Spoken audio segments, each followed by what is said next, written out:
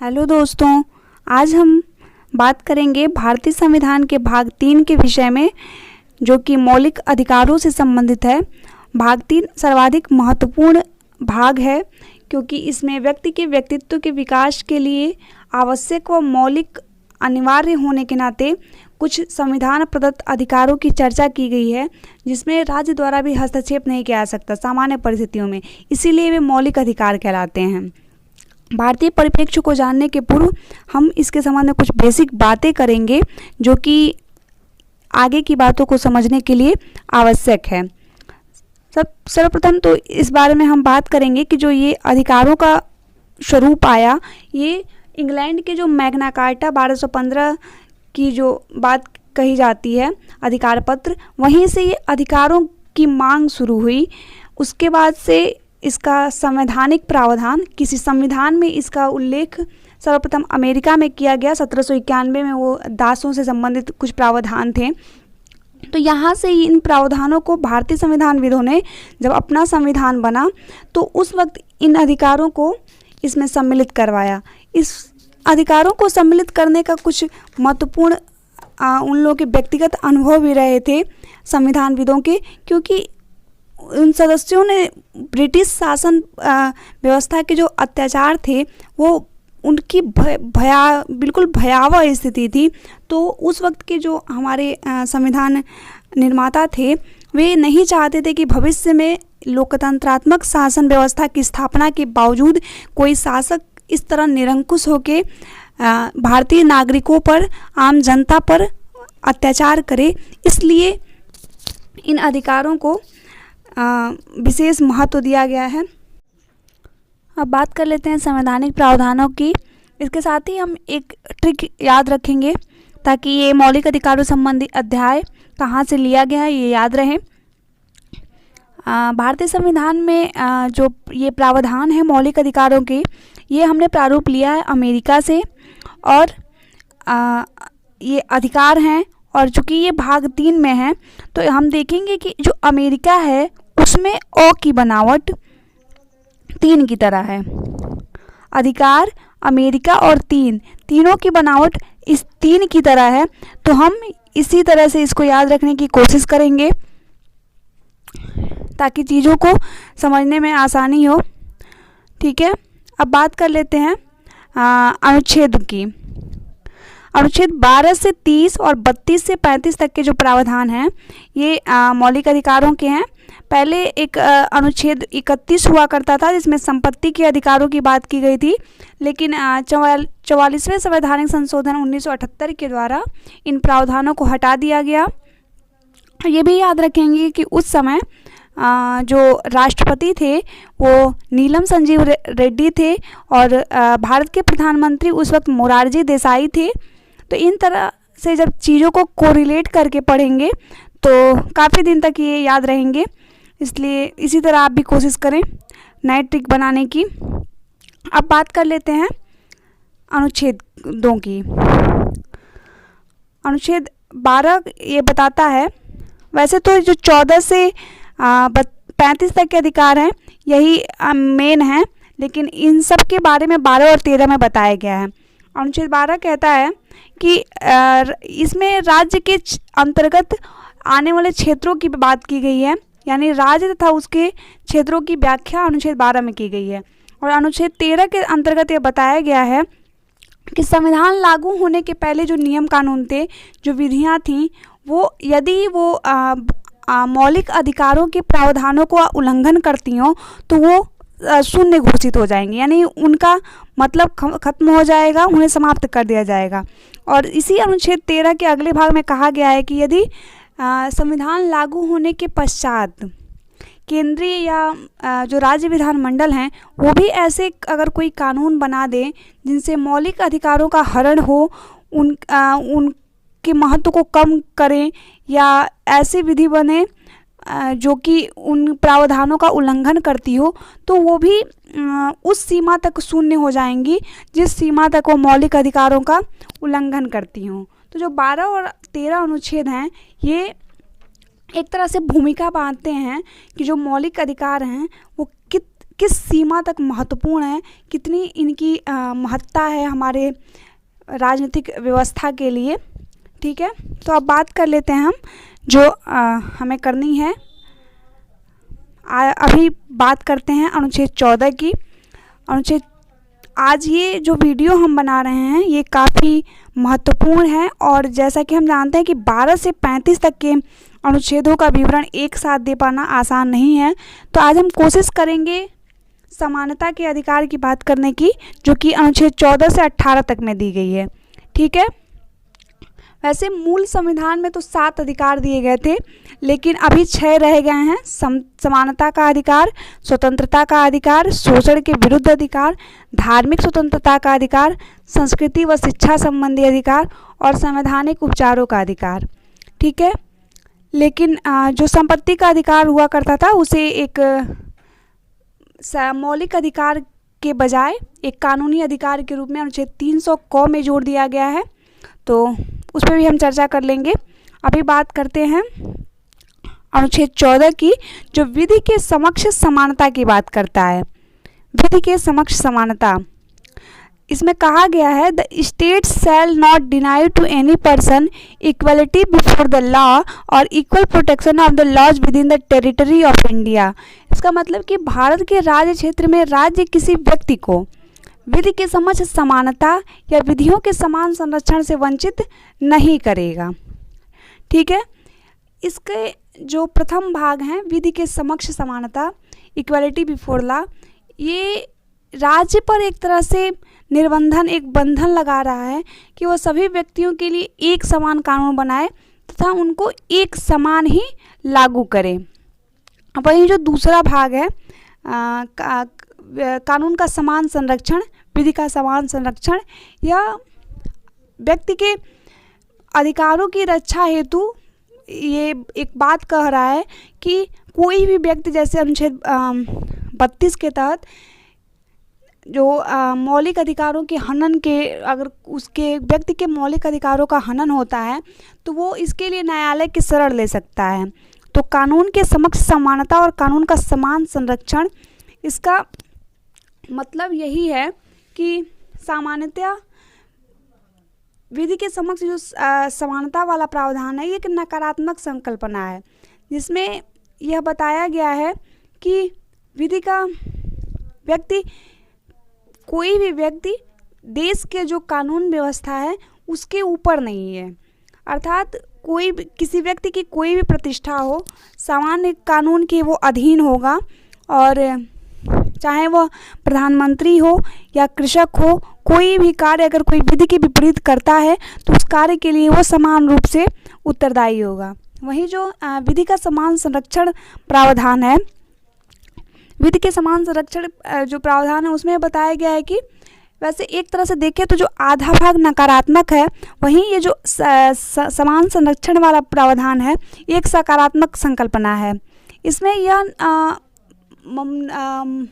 अर्थ निहित है कि जैसे समान परिस्थितियों में, जैसे मान लीजिए कि कोई व्यक्ति, कोई सैनिक है और कोई एक आम नागरिक है, तो कोई अगर सैनिक किसी को बुलेट चलाता है तो उसके लिए तो प्रावधान, अगर हम कहें कि समान उनको भी सज़ा दी जाए तो ऐसा तो पॉसिबल नहीं है। तो जो विधि के समान संरक्षण का प्रावधान है वो समान परिस्थितियों में समतापूर्ण व्यवहार करने की बात करता है। इसमें यह बात है कि जो असमान परिस्थितियों में है वो समान व्यवहार उनके साथ नहीं किया जा सकता, अर्थात भिन्न भिन्न परिस्थितियों में युक्त आधार पर असमान व्यवहार किया जा सकता है। तो विधि के समक्ष समानता से इन्हीं चीज़ों का वर्णन मिलता है, यही चीज़ें हैं इसमें। फिर बात आती है अनुच्छेद 15 की। अनुच्छेद 15 बात करता है कि धर्म, मूल, वंश, जाति, लिंग या जन्मस्थान के आधार पर कोई विभेद नहीं किया जाएगा।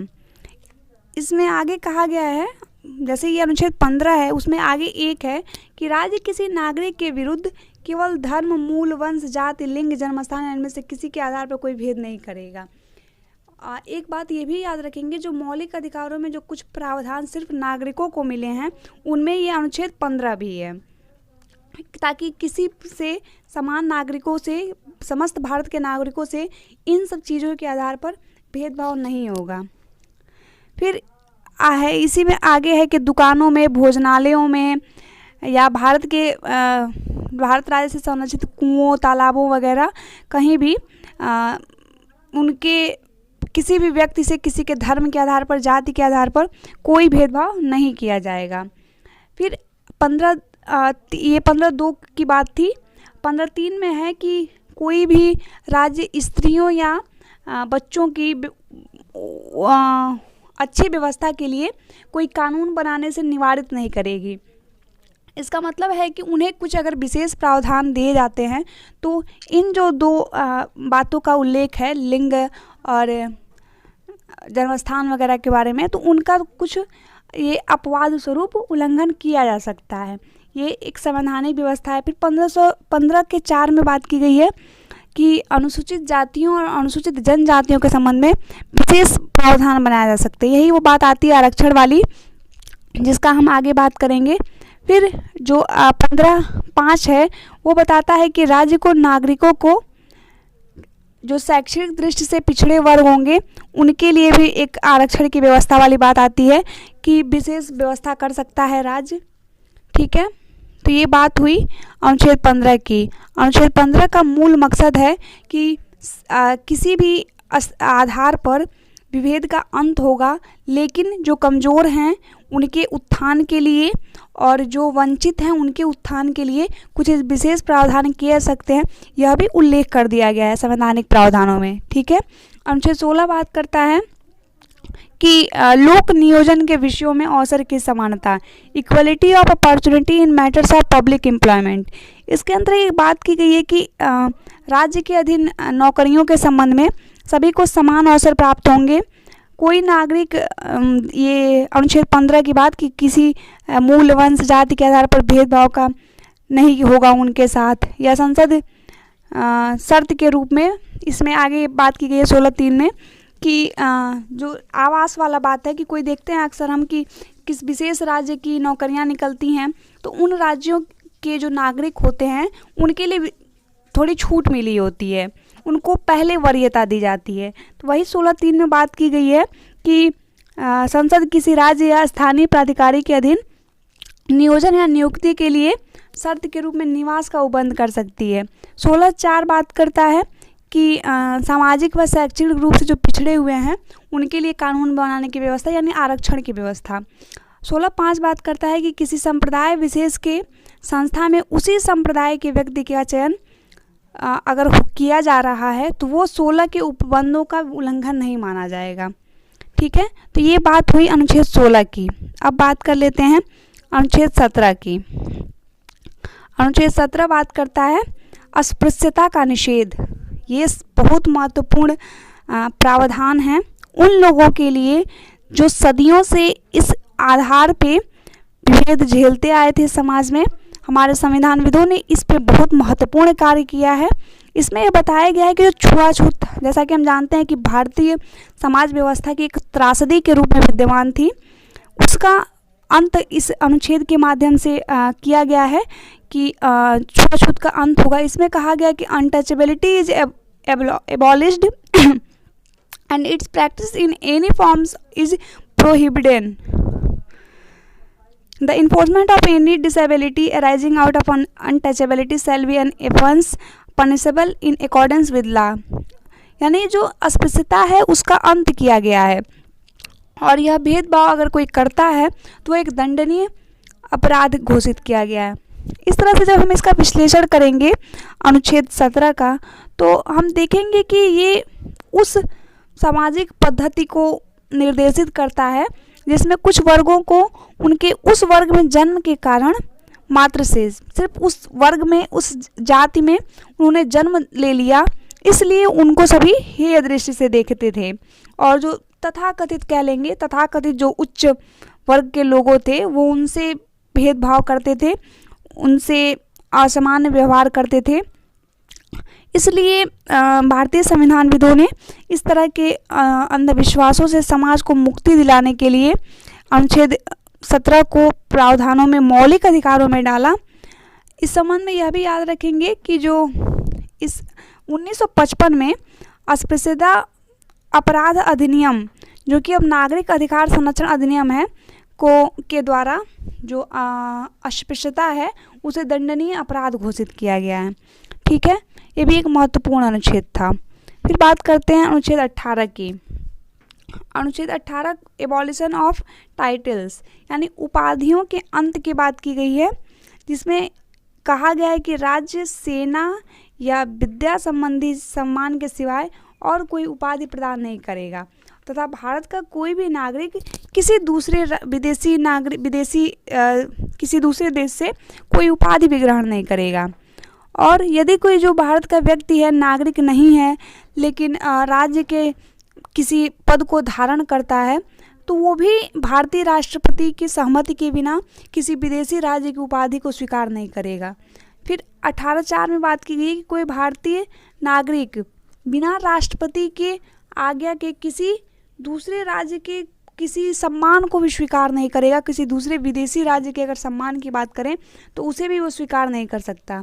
इस तरह से हम तो देखें तो जो भारतीय संविधान में व्यवस्था की गई है वो इसलिए किया गया है कि जो ब्रिटिश शासनकाल में संपत्ति आदि के आधार पर जो उपाधियां प्रदान की जाती थी और अनेक ऐसी भी उपाधियां थी जैसे नाइटहुड की उपाधि, सर की उपाधि, तो इन तरह की जो उपाधियां थी वो सामाजिक विभेद को जन्म देती थी। इसीलिए इन अनुच्छेद 18 के अंतर्गत जो बात की गई है उपाधियों का, तो इसीलिए इनका निषेध किया गया है। यहाँ यह भी उल्लेखनीय है कि जो 1977 में जनता पार्टी की सरकार ने अटॉर्नी जनरल के परामर्श पर संसद द्वारा एक विधेयक पारित कर इन उपाधियों को समाप्त कर दिया था।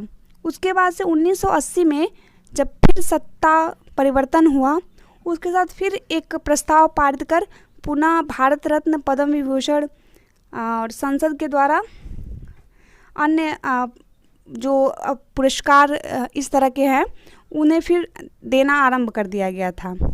इस प्रकार आज हमने देखा मौलिक अधिकारों के विषय में यही थे। अनुच्छेद 14 विधि के समझ समानता, विधि का समान संरक्षण, अनुच्छेद 15 मूल वंश जाति धर्म के आधार पर भेदभाव का अंत, अनुच्छेद 16 लोक नियोजन में अवसर की समता, अनुच्छेद 17 अस्पृश्यता का अंत, अनुच्छेद 18 उपाधियों का अंत।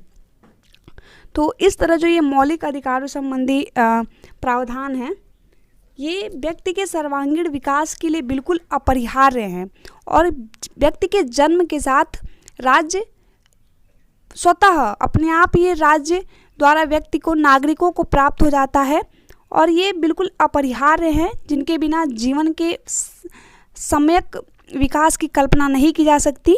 इसीलिए इन्हें मौलिक अधिकार कहे जाते हैं। ठीक है, धन्यवाद।